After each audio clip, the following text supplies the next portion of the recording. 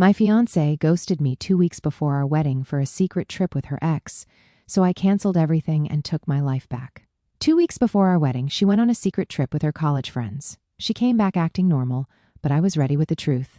Hey guys, this is something I never thought I'd post here, but life has been hitting me like a truck lately, and I just need to get it all out.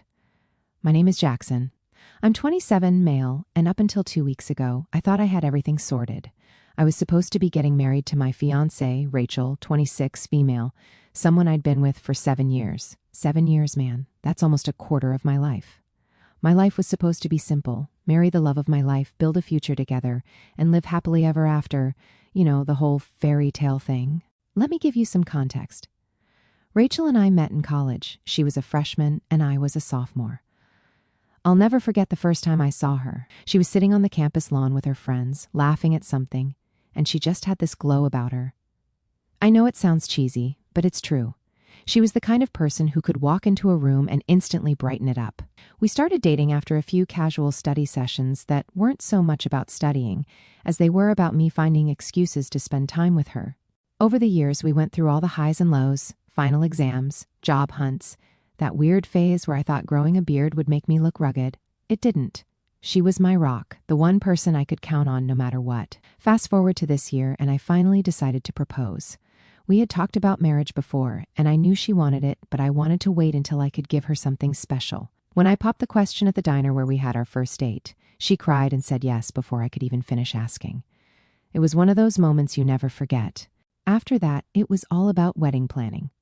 Let me tell you, if you've never planned a wedding, you have no idea how chaotic it can be. I mean, the sheer number of decisions you have to make: venue, caterers, flowers, tablecloth colors, and don't even get me started on the seating chart. Rachel was a perfectionist, so every little detail had to be just right. It was stressful, sure, but seeing how excited she was made it worth it. We'd settled on a small garden venue outside the city. It wasn't extravagant, but it was beautiful. Everything was locked in, invitations sent, RSVPs coming in, and our family's already in town to help. Rachel's mom was basically living at our house, and my mom had turned the living room into some kind of arts and crafts workshop. Rachel and I had been up late the night before, finalizing the seating chart. She was adamant about not putting her college friends near the DJ, because they'd make it impossible for anyone else to enjoy the music. I joked that they just brought the energy, but she gave me one of those playful but serious looks, and I caved. Typical Rachel, stubborn but always with a smile. Honestly, it wasn't just about the seating chart. Lately, it felt like her friends were becoming more important than us.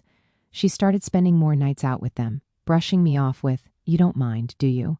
Of course, I said I didn't. I didn't want to seem controlling, but it stung when she'd blow off dinner plans with me to hang out with them instead. That night, we laughed and talked about how crazy everything had been, but there was one thing that stuck out. Rachel kept glancing at her phone, smiling at messages, and quickly locking the screen when I looked her way. I didn't ask why. Why would I? I trusted her. But now I can't help but wonder what she was hiding. It wasn't the first time Rachel had just left without saying much. She'd started doing that more often lately, heading out early for coffee or errands, barely leaving a note. I figured it was her way of coping with the stress, but now I realize it wasn't about stress at all. I got up, made some coffee, and waited for her to come back. By the time an hour passed, I started to wonder where she was. I shot her a quick text. "Morning, where'd you head off to?" No response. Maybe she got caught up running errands. Rachel wasn't the type to just vanish, so I didn't let it bother me too much. I decided to get started on my own to-do list for the wedding. We still had to double-check the caterer, finalize the music playlist, and pick up the wedding favors we'd ordered weeks ago. But by the time lunch rolled around and I still hadn't heard from her, I started to feel uneasy. I texted her again. "Hey, everything okay? Haven't heard from you all morning." Still nothing. That's when I called her. It went straight to voicemail. Now, that was weird. Rachel always had her phone on her, especially when things were this busy. My first thought was that maybe she'd forgotten to charge it, but even then, she'd usually text me from someone else's phone, or leave a note if she'd be gone for a while. I called her mom next, thinking maybe she was with her. Her mom sounded surprised when I asked. "No, she didn't say anything to me. Isn't she with you?" That didn't help my anxiety. Her dad didn't know where she was either, nor did her sister, who was staying at her parents' house to help with the wedding. At this point, I was pacing the living room, trying to convince myself that everything was fine. Maybe she just needed some space. I mean, weddings are stressful. But even then, Rachel would have told me. When dinner time came and she was still nowhere to be found, I was a wreck. My mind was jumping to the worst conclusions, and I couldn't shake the feeling that something was seriously wrong. That's when I realized that her car also wasn't in the driveway. She'd vanished completely. I stood there, staring out the window like an idiot, trying to piece together what this meant. My first thought was that maybe she'd taken off somewhere unexpected, maybe to clear her head or deal with some wedding jitters. But the more I thought about it, the less sense it made. Rachel wasn't the type to ghost anyone, especially not 2 weeks before our wedding. I went back upstairs and started looking around, hoping to find some kind of clue. Her clothes were still in the closet, her shoes lined up neatly by the door, her suitcase still in the corner, untouched. If she had left, she hadn't packed for it. Her purse was gone, though, along with her phone charger, which I hadn't noticed before. I sat down on the edge of the bed, my heart racing. I tried calling her again, voicemail. At this point, I was starting to feel a mix of worry and frustration. Where could she possibly be? I grabbed my phone and started scrolling through our recent texts, trying to find any hints that she might have dropped. Nothing. Our last conversation had been about seating arrangements, and there was no sign of her feeling off or upset. It was just normal. That's when I decided to start calling her friends. First up was Brittany, her closest college friend, straight to voicemail. Then I tried Ashley, another one of her friends. No luck. One by one, I called every single one of her close friends, but none of them answered. It was like they'd all vanished along with her. At this point, I was on edge. I couldn't shake the feeling that something wasn't right, and I wasn't just imagining it. I called her mom again to let her know the update. She tried to reassure me, but I could tell she was just as worried as I was. "Maybe she'll show up soon," she said, her voice shaky. I hung up and tried to distract myself, but it wasn't working. I ended up pacing around the house, phone in hand, checking it every 2 minutes like it was a lifeline. I kept thinking, what if something happened to her? My brain went to dark places, a car accident, abduction. I even started Googling news reports for any sign of an incident in our area, but there was nothing. By 9 p.m., I was sitting on the couch, completely drained. I'd gone through every possible scenario in my head, and none of them added up. My thumb hovered over the number for the police station. Reporting her missing felt drastic, but what else was I supposed to do? That's when my phone buzzed. It was Eric, my best friend. He sent me a text that made my stomach drop. "Dude, what is Rachel doing in Mexico?" "Mexico? What?" I quickly typed back. "What are you talking about?" He didn't answer right away, which only made me more anxious. Finally, after what felt like an eternity, another text came through. "Check Instagram. Brittany's story." My hands were shaking as I opened the app. I hadn't been on social media all day, too caught up in my own spiral of worry. I searched for Brittany's profile, and sure enough, her latest story was tagged in Mexico. I clicked on it. There they were, Rachel and her college friends, lounging by the pool at some fancy resort, drinks in hand, laughing like they didn't have a care in the world. My fiancée, the woman I thought I'd be marrying in 2 weeks, was on a beach vacation in another country. I stared at the screen, feeling like the wind had been knocked out of me. She looked happy, carefree even, while I'd been at home losing my mind, thinking something terrible had happened to her. I went through Brittany's story frame by frame, trying to piece things together. The first clip was a wide shot of the group by the pool, Rachel in the middle, wearing that floral swimsuit she'd bought just a few months ago. The next one showed them clinking glasses, the caption reading, "Reunion vibes." Then came a shot of the resort itself, tagged in big, bold letters, Cancun, Mexico. I didn't know what to feel. Anger, confusion, betrayal. I was stuck somewhere in between, staring at my phone like it had personally insulted me.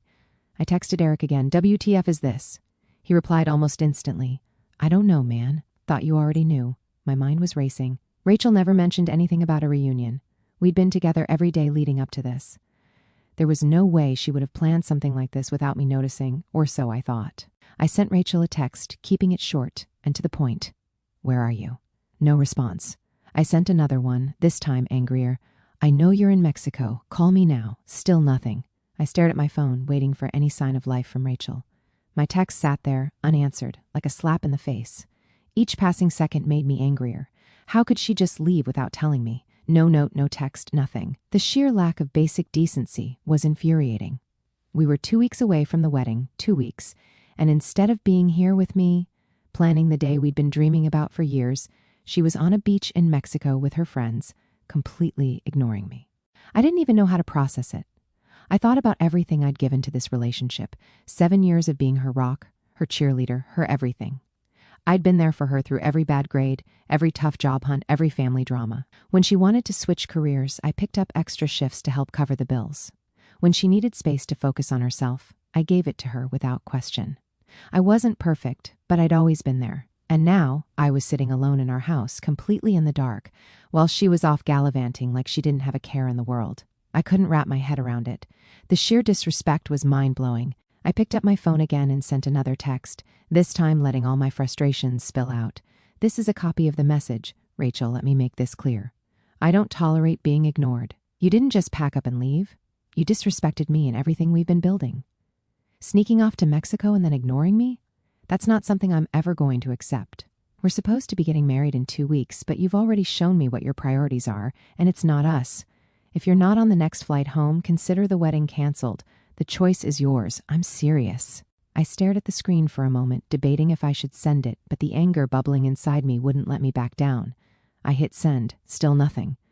I sat there, staring at my phone like an idiot, waiting for the reply that never came. Minutes turned into hours, and with each tick of the clock, my anger grew sharper, hotter.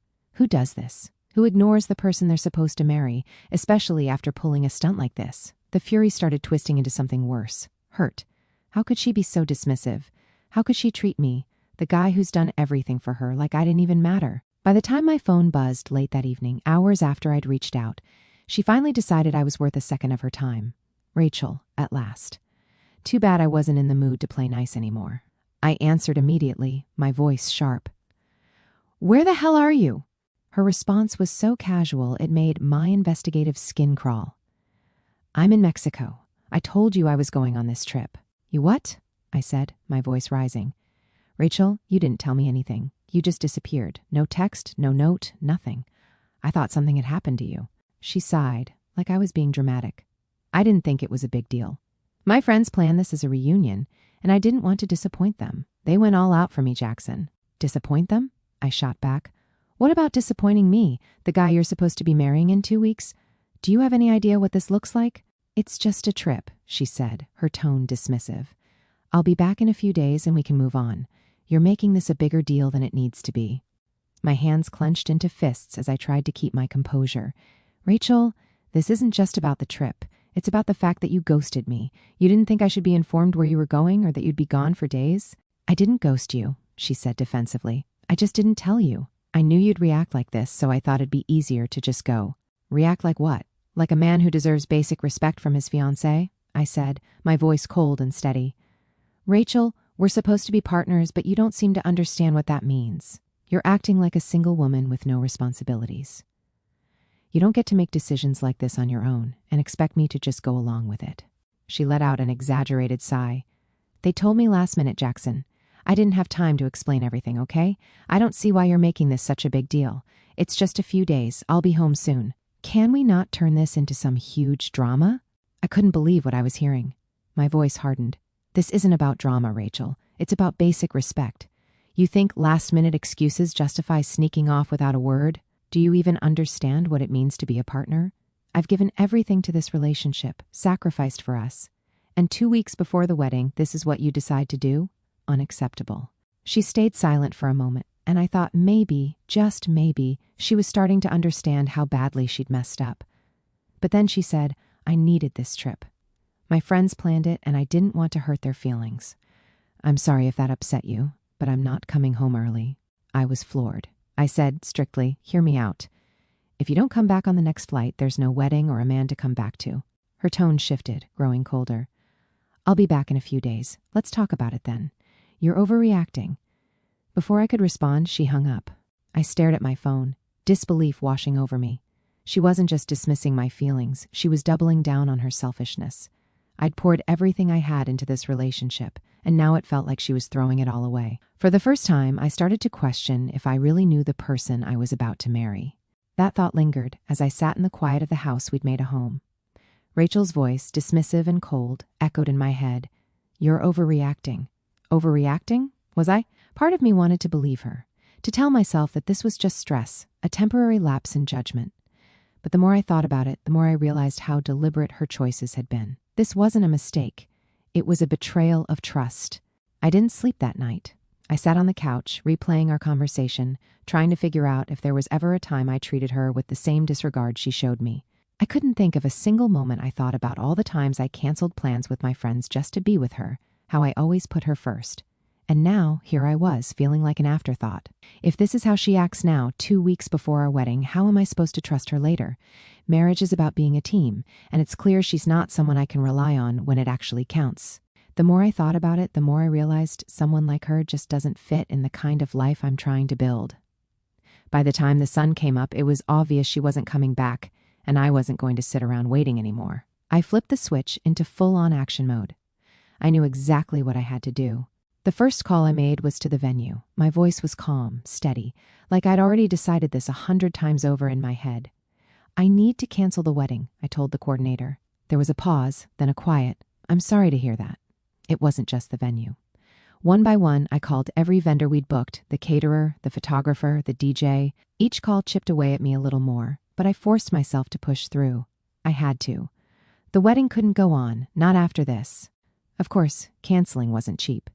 I paid the penalties and cancellation fees, watching as thousands of dollars disappeared.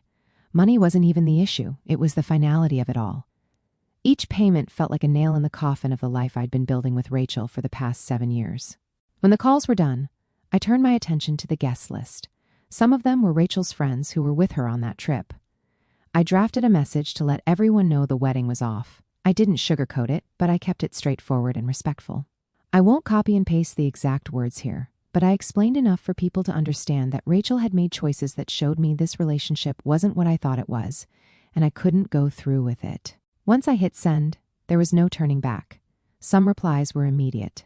A few people sent their support, saying I was brave for standing up for myself. Others were more cautious, asking if there was a chance to work things out. One person, Rachel's college friend Brittany, had the audacity to respond with, "Wow, you're really airing your dirty laundry like this? Immature much?" I didn't reply. I didn't have the energy. My parents, however, were less understanding when I told them what I'd done. Their reactions hit me like a freight train. "You canceled the wedding?" my mom said, her voice sharp with disbelief. "Without even waiting for her to come back and explain?" "She's in Mexico with her friends, Mom," I said, trying to stay calm. "She didn't tell me. She ghosted me, and now she's refusing to come home." "What was I supposed to do?" "Talk to her," she said firmly.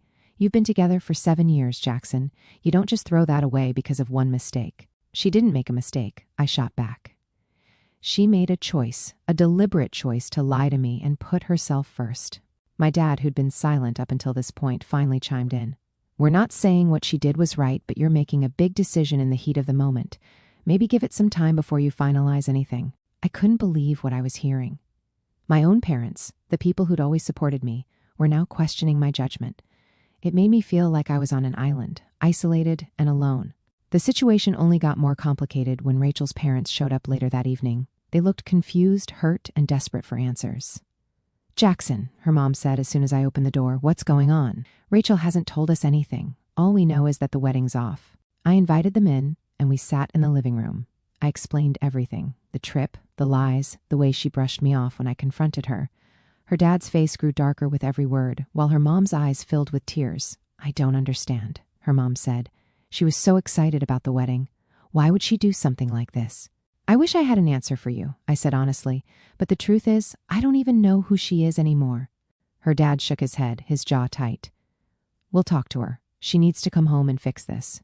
"Good luck with that," I muttered, bitterness creeping into my voice. "She didn't listen to me, and she's not answering your calls either, is she?" They stuck around a little longer, but honestly, there wasn't much left to say. When they finally left, the silence was heavy, but I didn't mind it. I needed the space to think. Sure, doubt crept in for a moment. 7 years isn't easy to walk away from. But then I reminded myself, respect isn't negotiable, and I'm not about to settle for someone who doesn't get that. Still, part of me wonders, do you guys think I overreacted by canceling the wedding? Should I have waited, let her explain everything in person, or was I right to stand my ground? I know I can't ignore the signs, but sometimes it's hard not to second guess. Anyway, I'll update if anything changes. Thanks for reading, and let me know what you think. Would you have done the same? Update 1. Hi guys. Before I jump into the update, let me address some of the comments calling me overreacting or immature for calling off the wedding.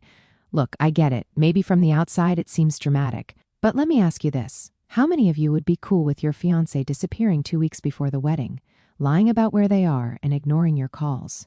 This isn't just a one bad decision kind of thing. It's a respect thing. If you think I should have just shrugged and said, "No big deal, honey, enjoy your secret getaway," then, Well, good luck with that in your own relationships. Me? I'm not about to spend the rest of my life wondering if I matter to the person I'm with. And this update will just prove me right. Anyway, on to the juicy part. So, the other day, Eric texted me again, "Bro, it gets worse." The message read, attached was a screenshot of another Instagram story. It wasn't on Brittany's profile, though. It was on Rachel's. But here's the thing. I couldn't see it on my account because she'd put it on her close friends list, and apparently I wasn't on it. The screenshot showed Rachel sitting at an outdoor table, holding hands with someone. The caption read, "Some things never change." My stomach sank. I zoomed in on the picture, and that's when I saw him. David, her ex. And just like that, everything clicked into place. The lies, the casual dismissal, the trip itself.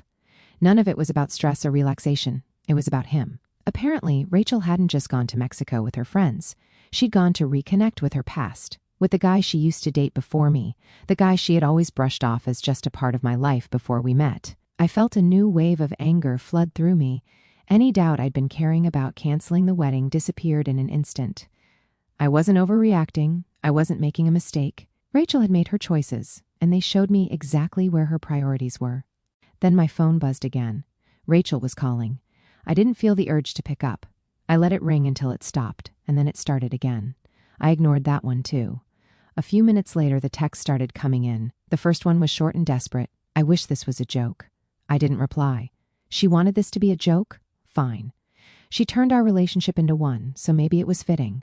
Around that time, her friends started trashing my name to anyone who would listen.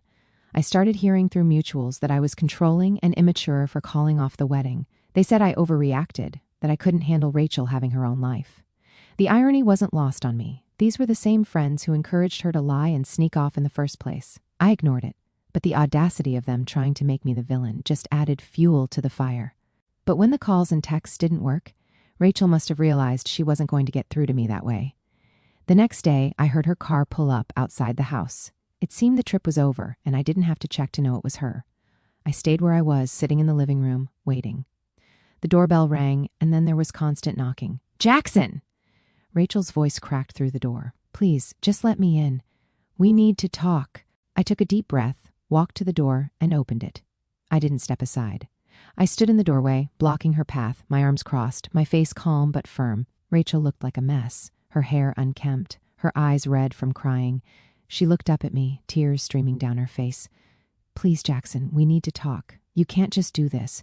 We're supposed to get married in 2 days." "There's no wedding," I said, my voice steady and cold. "You made sure of that." Her face crumpled as she shook her head. "No, this isn't right. We've been together for 7 years. You can't just throw that away." "Throw it away?" I let out a bitter laugh. "Rachel, you threw it away. You threw it all in the trash when you lied to me, when you left without telling me, and when you decided this trip was more important than us." She tried to interrupt, but I wasn't done. "Do you even understand what you've done? I gave you everything, Rachel. I supported you when no one else did. I stood by you when you doubted yourself. And this is how you repay me? By sneaking off to Mexico with your friends and ignoring me like I'm some inconvenience, like I'm nothing?" Her tears flowed harder. "It wasn't like that," she said weakly. "I didn't mean to hurt you." "You didn't mean to hurt me?" I repeated, my voice sharp. "You knew exactly what you were doing. You knew this would hurt me. And you did it anyway because you only cared about what you wanted." She reached out, but I stepped back, holding up a hand to stop her. "Don't," I said firmly. She stared at me, desperation written all over her face. "I love you, Jackson. Please, you have to believe me. You just what?" I cut her off sharply. "Needed to relax? Needed to reconnect? Or maybe you needed to parade around with your ex and broadcast it like it was some kind of trophy moment?" Her face drained of color. I didn't mean for that to happen. "But it did," I said coldly, keeping my voice steady and firm. "And it wasn't just me you disrespected. You embarrassed me, dragged my name through the dirt, and made me look like a fool to everyone. Do you even understand the weight of what you've done? Or is accountability just a foreign concept to you?" She broke down, her sobs echoing through the doorway. "I just wanted to say goodbye to him," she whispered. "Goodbye?" I repeated. "Rachel, you're supposed to be marrying me. What the hell do you need to say goodbye to your ex for?" She looked up at me, her eyes pleading. "It wasn't about him, Jackson. I wasn't trying to hurt you. I needed closure before we started our new life together." At that point, I felt nothing but contempt. You've had 7 years to get closure, 7 years to let go of the past. And instead, you chose now, 2 weeks before our wedding, to go chasing after it? Do you even hear yourself? Do you realize how ridiculous you sound?" She didn't answer. She just stood there, crying, begging me with her eyes, but I was done. I had nothing left to give. "You ruined this, Rachel," my voice steady and calm. "Not me." She sobbed. "Don't do this. Don't throw us away." "I'm not the one who threw us away," I said, stepping back into the house. "You already did that. Now you have to live with it." She reached out, grabbing the door. "Jackson, please, I'll do anything. Just let me explain." "This is over, Rachel. We're over." I closed the door and locked it, and for the first time I felt I could breathe. Final update. Hey everyone, this is the last update to the chaos that's been my life for the past few weeks. Buckle up, because things didn't just fizzle out quietly. Rachel found new ways to make a mess, and let's just say I'm more than ready to close this chapter for good. So, after I shut the door on Rachel that night, I didn't hear from her again. Not directly, anyway. I figured she'd gone back to her parents' house to sulk and spin her side of the story. At first, it felt strange not having any contact after 7 years together. But honestly, the silence was better than the drama. Or so I thought. Turns out, Rachel wasn't content with just fading into the background. Since I'd blocked her on all social media and my phone, she decided to get creative. Remember that group message I sent to the wedding guests to let them know the wedding was off? Yeah, Rachel got a hold of that list. She started sending messages to those same people, trying to paint herself as the victim in all this. The messages were wild. A couple of friends forwarded them to me because they figured I'd want to know what she was saying. In these messages, Rachel claimed I'd overreacted, refused to talk things through, and threw away our relationship over what she called a misunderstanding. Oh, and she conveniently left out the part about sneaking off to Mexico and hiding it from me. According to her, she just needed a break and was pressured into going by her friends. Some of the people who forwarded me the messages said they were confused and wanted my side of the story, but honestly, most of them were on my side already. They saw through her act and told me they didn't buy her excuses. One friend even replied to her saying, "If you were so innocent, why'd you block him from seeing your close friend's story?" That made me laugh. As for my parents, they were still a bit iffy on how I handled things at first. My mom couldn't stop with the whole 7 years is a long time to throw away line, and my dad, while quieter, was clearly unsure too. I didn't blame them. From their perspective, it probably looked like I was being impulsive. But then Rachel's antics came back to bite her. Apparently, she couldn't resist venting to a mutual acquaintance who also happened to know about the guy she was cozying up with in Mexico. Long story short, word got back to my parents about the whole holding hands with the ex situation, and let's just say their opinions shifted fast. My mom went from, "Maybe you should give her another chance," to, "You're better off without her," practically overnight. My dad just shook his head and said, "Well, that explains a lot." Rachel didn't stop at texting our mutual friends. She also tried to rope in some of my friends to advocate for her. One of my best friends, Eric, the guy who originally sent me the screenshot of her in Mexico, got a message from her asking him to talk some sense into me. Eric, being Eric, didn't hold back. He told her flat out that she was the one who messed up and that I owed her nothing. Apparently, she didn't take that well because she blocked him after his reply. Classic. The final nail in the coffin came when Rachel showed up at her parents' house unannounced, crying about how she had nowhere to go. Her parents, who had been trying to stay neutral in all of this, ended up calling me. They wanted to know if there was any chance I'd reconsider and at least talk to her. My answer? A polite but firm no. I told them I'd made my decision and that I wasn't interested in revisiting it. System, it looks like the response was cut off due to length constraints. I'll continue from where it left off and complete the text, ensuring all requirements are met, adding appropriate punctuation, correcting spelling errors, keeping the language in English, structuring it into complete sentences and paragraphs, and converting numbers to text where applicable. They didn't push after that. Since then, things have finally started to settle down. Rachel seems to have run out of steam, probably because most people saw through her act. I've been focusing on myself and getting back to the things I let slide during the relationship. It feels good to finally have clarity and control over my life again. Now, I can honestly say I don't regret how I handled things. Rachel showed me exactly who she was, and while it hurt to realize that, it also made my decision a lot easier. Respect and trust aren't optional in a relationship. And once those are gone, there's no going back. Thanks for following along, everyone. I appreciate all the support and insight you've shared. This is officially the end of everything, and I'm ready to move on, and I hope she is too. Take care. And if you're ever in a situation like this, remember, you deserve better, always.